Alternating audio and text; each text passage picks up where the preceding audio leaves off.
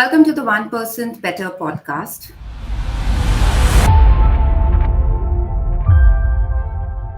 The space where we explore simple yet powerful shifts in education and leadership. I'm Tisha, and today we are diving into something every school leader has likely experienced: leadership retreats. Now, be honest, when you hear about leadership retreat, what's the first reaction? Does it sound like a strategic think tank?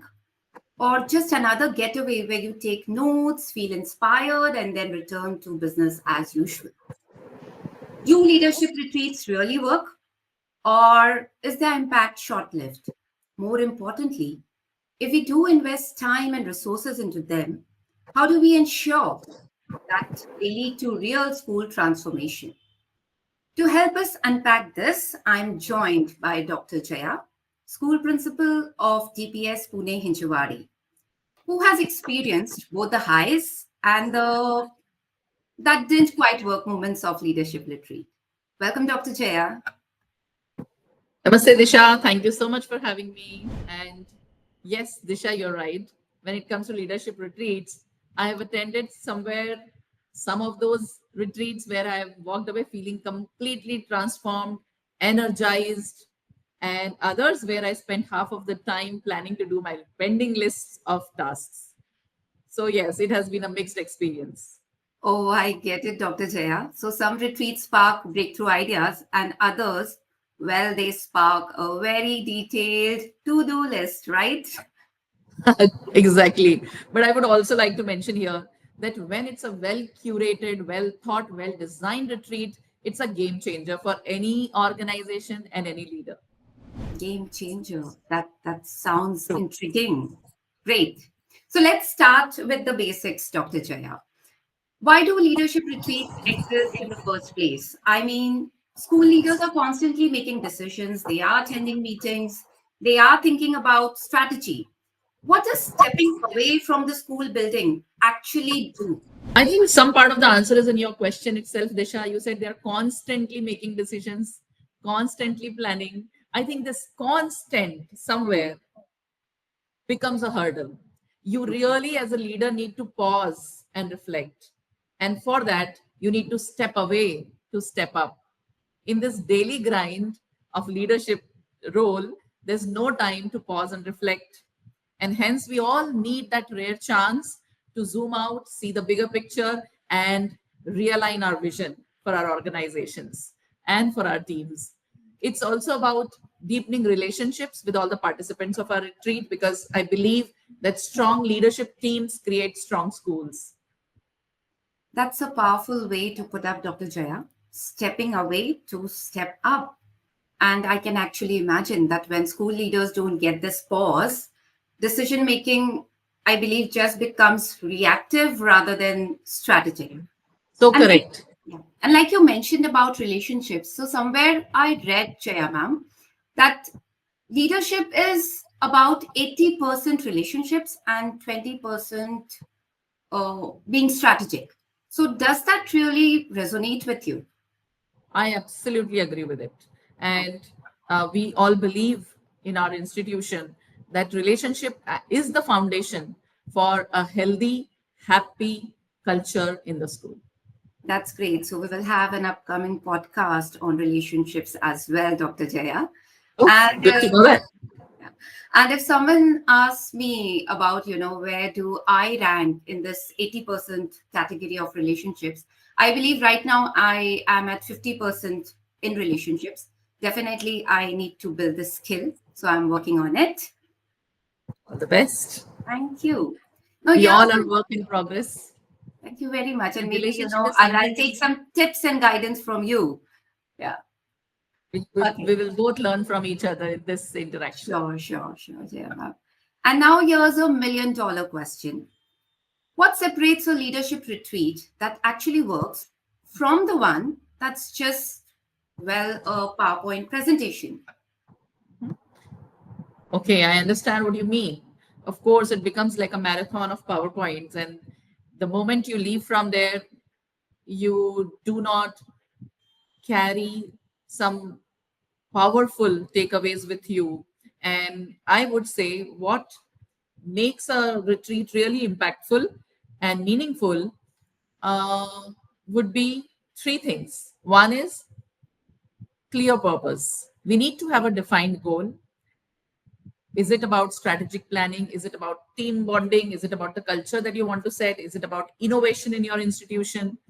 So there has to be a clear purpose. Secondly, the sessions must be interactive. It must engage the audience, and there should be more of hands-on problem solving, lot of reflection. It should not be theoretical. So less lecture and more hands-on problem solving would make it meaningful. And third, and the most important, would be moving from there with actionable takeaways. Every leader, every participant of the retreat should leave knowing exactly what their next step is. I think these three together would make a retreat really successful and meaningful. I actually second that, Jaya ma'am, that you need to start with a clear purpose. And like you mentioned about actionable takeaways, I think that part is really so important. I have seen leaders that leave retreats feeling, super motivated. But when they get back, reality hits. So many emails, the regular school tasks, school operations, urgent tasks, and within a week, the inspiration is gone. How do we make sure that doesn't happen? Like the inspiration stays. I think the only way to ensure that the spark continues and we don't lose the momentum is follow up. Follow up is everything. At our last retreat by Equanimity Learning, we introduced an accountability system where every leader had to check in 30 days after the retreat on one commitment they made. And that small step, I feel, has made a huge difference in my team. So follow up. Follow up and checking in 30 days. This really sounds interesting. Thank you for sharing this insight, Dr. Jaya. I just loved it. So I think when you mentioned about this following up, the retreat doesn't end just there when people leave. It extends into real action afterward when the leaders actually check in and share the progress of their commitment, right? Actually, the impact of the leadership retreat starts when you leave the retreat, Okay, great. and follow up helps you maintain the tempo. Exactly, right. Now, if a school leader is listening right now to this podcast, Jaya ma'am, and just thinking about planning their next retreat, so what's your best advice to them? So I would draw a lot from my previous response. Is that when you plan for your retreat, see that there is a clear outcome, there is a clarity of purpose for your retreat. Start with a clear goal, whether you want it for enhancing the culture, whether you want to strategize a particular function of your school. It could be anything. Secondly, I would say it should provide a balanced reflection and action opportunity. So mix deep conversations and discussions with hands-on activities. And third, once again, follow up should be non-negotiable. So make your follow up non-negotiable. Set a check-in date before the retreat even ends. So yes, Checking in this. date is something that I really loved, Dr. Jaya, and that's a strong follow up. And whatever insights you shared, these are so practical.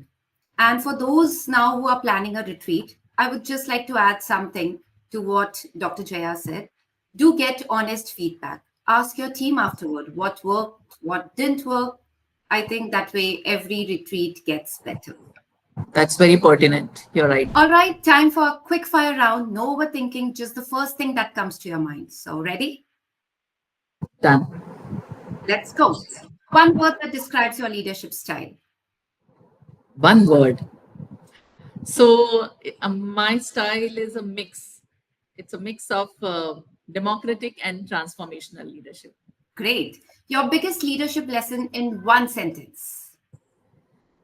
That you can learn from everyone. Awesome. One leadership habit that changed your life. Listen actively and empathetically. Great. Best retreat location, mountains or beach? I'm a beach person. Oh, I'm a mountain person. Okay. One school leader you would just love to invite to a leadership retreat. Okay. So for company, if I have passionate leaders who also are my friends and have been into education for a long time, doing impactful, commendable work would be great. So I would suggest um, some of my friend educators, school leaders, to attend the retreat with me, Okay, and that's that would be Dr. Swaminathan. awesome. Um, he is the principal of a Cambridge and IB school in Mumbai by the name SVKM International School. I would also like to invite Ms. Padma Negi, who is the principal of JBCN International School in Mumbai, and Ms. Kavita Sanghvi, who is also a principal of a school in Mumbai by the name CNM. Thanks for So, sharing their yeah, names. it would be great to have them with me on a retreat. Oh.